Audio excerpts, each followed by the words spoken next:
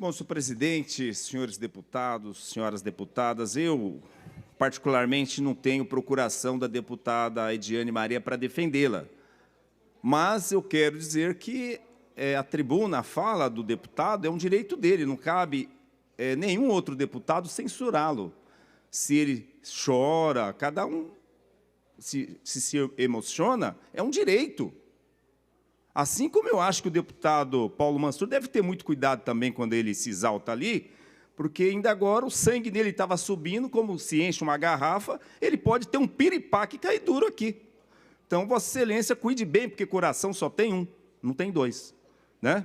E nós temos que respeitar, sim, o direito de cada parlamentar vir aqui e se expor. Já pensou se eu começo a censurar o que Vossa Excelência fala? Não dá, não é possível isso, né?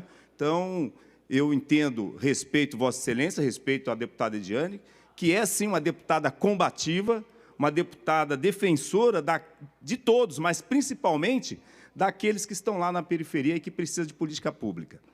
Bom, eu estou aprendendo muito aqui, presidente Carlos César, eu estou aprendendo aqui porque aqui eu vejo o governo obstruindo o governo, né? Talvez é porque a base do governo não está muito bem consolidada, né? E isso se demonstrou na votação de ontem, né, que o governo não consegue manter 48 deputados aqui, né? A obrigação de votar o projeto, a obrigação de aprovar o projeto é do governo. A oposição não foi eleita para dizer amém para o governo. A oposição está aqui para bater no governo, para fiscalizar o governo, para cobrar o governo, né? A oposição não tem o tratamento que o governo dá aí para os senhores deputados, emendas parlamentares, cargos, secretarias, né? A oposição não tem nada disso. Os deputados do governo, eles vão lá, sentam em reunião, eles sentam em reunião com secretários.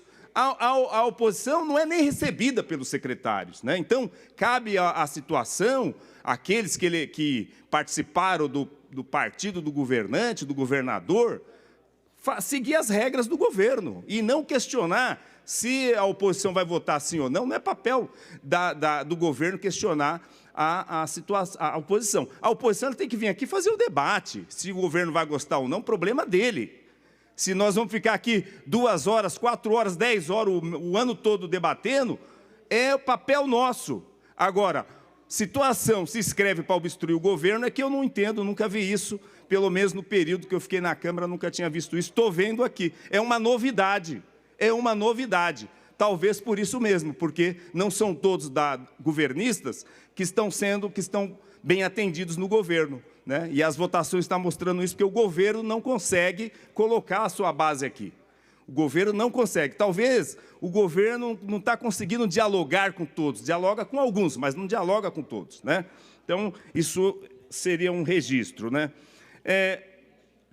A oposição, ela não tem nenhuma preocupação, que a oposição está preocupada por causa de comércio. Comércio entre os estados sempre existiu e sempre vai existir. Não é agora essa invencionice que se criou de 2019 para cá, que vai reativar ou que vai fazer comércio. O comércio já existe. São Paulo compra de outros estados compram de São Paulo. É livre, o nosso país é livre. A circulação de mercadoria é um país bastante liberal, bastante livre, né? Então, não é esse projeto que o governo traz a essa casa que vai melhorar, isso agora vai dar um boom no comércio. Pelo que a situação falou aqui, eu fiquei preocupado, né? Porque há um desentendimento tamanho do que é realmente o nosso país, né? O projeto vai criar cargos, ele vai criar 10 cargos, não sei quem de Vossa Excelência vai indicar esses cargos, mas vai ter um secretário executivo, 9 assessores, né? E esse COSUD, ele já vem se reunindo desde 2019, e não foi esse governador que inventou isso. Não é o Tarcísio, ou o Torcísio, né? O Torcísio, o privatizador, o vendedor, né?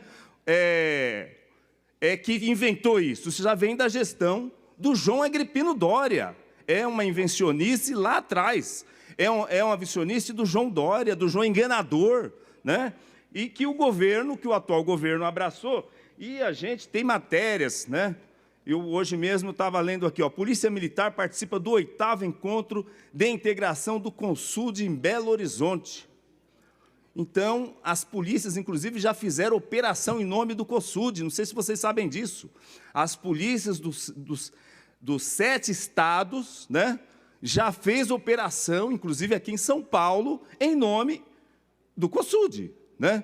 Então, isso vem... E o comandante geral da Polícia Militar de Santa Catarina, Coronel Aurélio Pelosato, da Rosa, participou do 8º encontro do Consórcio de Integração Sul e Sudeste, COSUD, que reuniu os governadores dos 7 estados nas regiões de BH, na sexta-feira, né? Os participantes do encontro consolidaram o objetivo de estruturar a inteligência regional, visando aumentar a sensação de segurança, a qualidade de vida. Um prazo de até 6 meses foi estabelecido para a implementação dessa estrutura, que será conduzido na governança colegiada. Então, aqui eles estão falando de governança colegiada. Vamos ter um governador desse consórcio, né?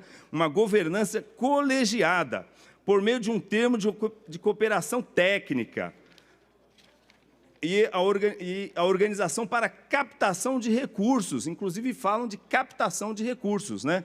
Então, esse COSUD, que foi inventado lá atrás, ele sim já vem com várias atividades, vem desenvolvendo várias atividades, não é uma coisa de agora. Eu fiz uma somatória da quantidade de policiais civis e militares que nós temos nos 7 estados, né? Nós temos 52.290 policial civil no estado do Rio Grande do Sul, Santa Catarina, Paraná, São Paulo, Rio de Janeiro, Minas Gerais e Espírito Santo. E temos 240.541 policiais militares. Nós temos um exército aí, já pensou? Se então nós dessemos trela para fomentar esse separatismo que o Zema propõe, né? Porque o Zema, ele sim, o discurso dele é um discurso separatista. Então, nós estamos falando aí de 292.831 policiais, só nesses 7 estados, que vamos dizer, está muito próximo. Então, Lucas Bove, você veio aqui, falou, eu respeitei. Então, eu vou falar, você, por favor, respeite. Tá bom? As Forças Armadas no Brasil chegam a 400... Ela chega, não quer dizer que ela tem. Ela vai de 392.000 a 440.814 homens. Ou seja, esses 7 estados têm quase próximo, muito próximo, 70% do que são as Forças Armadas, né? Para deixar bem claro. Então, nós temos que entender que quando vem um discurso separatista, a gente tem que saber que por isso que se chama de fascista, porque o separatismo, ele é, sim, de direita, é uma ideologia de direita, é separatismo, e é uma ideologia fascista. É uma ideologia fascista. Então, nós temos que entender o que está por detrás dessa lógica, do porquê, né? Nós poderíamos ter um consórcio dos estados do Sudeste, nós poderíamos ter um consórcio do Sul, mas não. Nós agora estamos debatendo aqui um projeto de lei que trata do consórcio que reúne tanto os estados do Sudeste como os estados do Sul. É uma divisão tamanha. Né? O PL, e nós temos que entender, né? Nós temos que entender que o que o Zema falou, realmente ele contaminou a discussão desse projeto. Por mais que as pessoas não queiram entender, não queiram aceitar, não queiram avaliar, mas houve uma contaminação por conta da fala dele, né? O PL 1084, enviado pelo Poder Executivo, tem como objetivo ratificar o protocolo de intenções entre 7 estados do Sul e Sudeste, Espírito Santo, Minas Gerais, Paraná, Rio de Janeiro, Rio Grande do Sul, Santa Catarina e São Paulo. Em que pese o projeto de lei que ratifica a adesão do nosso Estado ao denominado COSUD ter sido enviado à Assembleia Legislativa somente no final de junho deste ano, o grupo fora constituído em março de 2019. Então, quando foi constituído esse grupo, não era governador o atual, né? Era, conforme eu já disse aqui, anteriormente, o João Agripino Doria. O que preocupa, em verdade, são supostas intenções de alguns governadores em desvirtuar o consórcio com intuitos políticos partidários e criar tensão entre os estados da federação. As recentes falas do governador do estado de Minas Gerais, Romeu Zema, preocupam a população brasileira, em especial a população paulista. Dentre outras, cito a mais preocupante, abre aspas, outras regiões do Brasil, com estados muito menores em termos de economia e população, se unem e conseguem votar e aprovar uma série de projetos em Brasília. E nós que representamos 56% dos brasileiros, mas que sempre ficamos cada um por si, olhando só o seu quintal, perdemos. Ficou claro nesta reforma tributária que já começamos a mostrar o nosso peso. Então, é um discurso de mostrar o tamanho, de mostrar a força, de mostrar que nós que vamos mandar, nós que queremos mandar. Resta nítido em tais afirmações o caráter segregador que será criado sob o enfoque equivocado, diga-se, político-partidário e segregacionista. Esse nunca foi e nunca poderá ser o foco do consórcio, ou dos consórcios públicos, cujo objetivo, nos termos da Lei 11.107, de 6 de abril de 2005, é de promover medidas de interesse comum. A Lei 11.107 é uma lei que foi sancionada pelo presidente Lula e foi regulamentada pelo presidente Lula. Então, ter consórcios, buscar integrar os estados, não há problema, não há problema. O problema, a contaminação, é o discurso do governador de Minas Gerais. Ah, o governador de Minas está fazendo isso, aquilo, que conforme já foi dito aqui. Não é isso que está em debate, não é essa questão que está em debate, né? Está em debate essa questão do separatismo. Nós já tivemos vários movimentos separatistas no Brasil. Aliás, São Paulo, não sei se vocês sabem, já foi império. São Paulo já teve um imperador, né? Eu estava até levantando na história sobre os movimentos separatistas no Brasil, e eu descobri que nós já tivemos aqui o Amador Bueno como rei da província de São Paulo. Olha que no período colonial, né? Depois o período imperial, nós tivemos as conspirações dos Suassunas, nós tivemos a Revolução Pernambucana,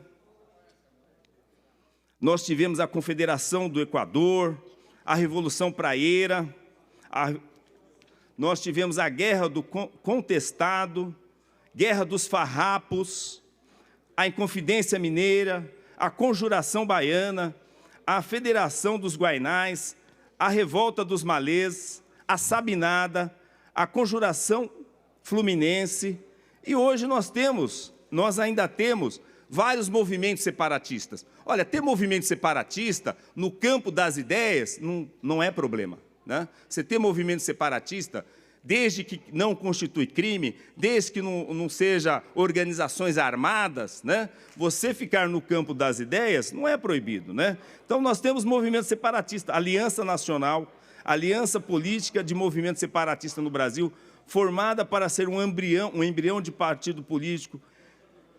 Eles defendem a reforma da Constituição, né, e assim por diante. No Espírito Santo tem um grupo que chama lá que o Espírito Santo é meu país, Grupo de Estudo e Avaliação do Pernambuco Independente, o Rio é o meu país, Roraima é o meu país, São Paulo Livre. Então, existe Movimento República de São Paulo, Movimento São Paulo para os Paulistas, o Sul é meu país, Movimento Amazônia Independente. Então, existe sim movimento separatista, até hoje existem movimentos separatistas, e a liberdade de expressão permite que você possa se colocar em determinadas questões como separatista. O que não dá para aceitar é você propor uma organização de Estado com um discurso separatista. Porque nós estamos falando aí de uma organização que, diz o projeto, trata-se de uma governança regional, uma governança política, onde vai envolver 7 estados.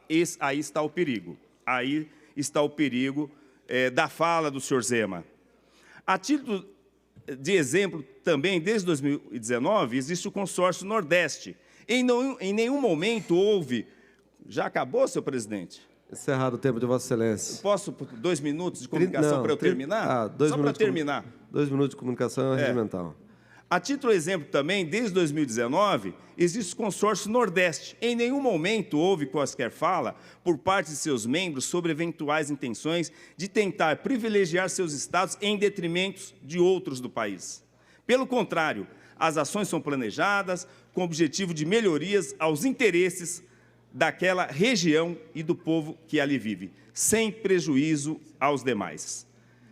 Então, eu vou encerrar por aqui, senhor presidente. Eu quero deixar bem claro aqui que a obrigação de votar esse projeto é da base do governo, o governo que coloca os seus 48 votos aqui e aprove. Nós, depois que vermos os 48 votos, a gente vai ver se decide ficar em obstrução, se vota não, né? E é uma coisa que a liderança do nosso partido vai decidir. Mas não cabe à situação vir questionar a oposição, na condição de que não está deixando aprovar. Quem tem que construir as condições para aprovar o projeto é a base governista, é o governo, é o líder do governo, não é a oposição. Muito obrigado.